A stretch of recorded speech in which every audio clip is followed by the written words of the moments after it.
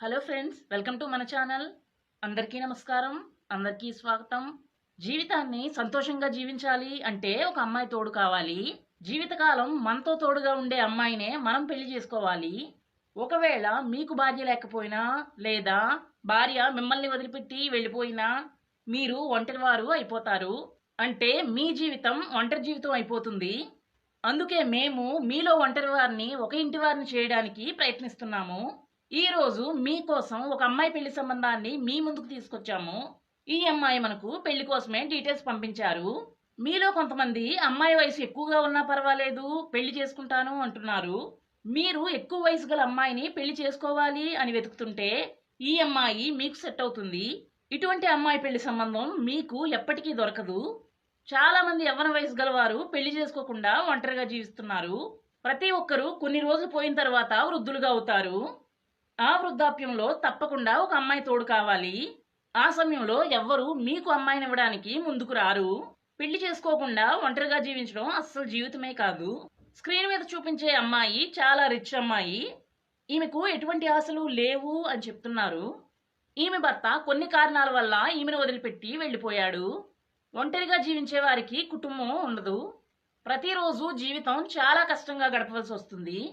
Screen మీద చూపించే అమ్మాయి భర్తతో చాలా కొన్ని రోజులే జీవించింది. జీవితకాలం ఈమెతో కలిసి జీవించే ఒక అబ్బాయి కావాలి అని చెప్పారు. డబ్బు కావాలి, ఆస్తి కావాలి అని ఈమె కోరుకోవడం లేదు. ఈమె కష్ట సుఖాలను పంచుకునే ఒక మంచి అబ్బాయి కావాలి అని చెప్తున్నారు. ఎటువంటి అబ్బాయిని ఈమె పెళ్లి చేసుకోవాలి అనుకుంటున్నారో చూద్దాం. మీకు ఈ అమ్మాయి పెళ్లి సంబంధం నచ్చితే డైరెక్ట్ గా ఈమెతో మీరు మాట్లాడొచ్చు. మీకు చాలా బాగా తెలుసు అమ్మాయితో పెళ్లి గురించి ఎలా మాట్లాడాలో. ఈ అమ్మాయి పేరు శ్రీలత. వయస్సు 42 సంవత్సరాలు. బొబ్బిలి ప్రాంతంలో ప్రస్తుతం ఉంటున్నారు.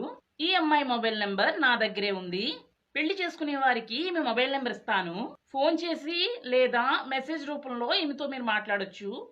చదువుకున్న అబ్బాయి ఉంటే చెప్పమని మనకు చెప్పారు. కొంతమంది అబ్బాయిలు చాలా పెద్ద చదువులు చదువుతారు, కానీ ఆదాయం చాలా తక్కువగా సంపాదిస్తారు. కానీ చదువుకున్న వారికి ఆలోచన శక్తి ఎక్కువగా ఉంటుంది. ఈమె భర్తతో చాలా తక్కువ రోజులు గడిపాను అని చెప్పారు. ఎన్నో సంవత్సరాలుగా రెండో పెళ్లి కోసం ట్రై చేయలేదు అని చెప్పారు. భర్త వదిలిపెట్టి సుమారు 10 సంవత్సరాలైంది. ఎత్తు 5.5 ఇంచెస్. బ్యాచిలర్ డిగ్రీ వరకు ఈమె చదువుకున్నారు. ఈమె హిందూ కుటుంబంలో జన్మించారు. ఎటువంటి జాబు ప్రస్తుతం చేయడం లేదు, ఎందుకంటే ఈమెకు కొంచెం ఆస్తి ఉంది.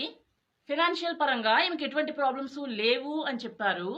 ఆస్తి వివరాలు అలాగే వాటి విలువ ఎంతో మనకు చెప్పలేదు.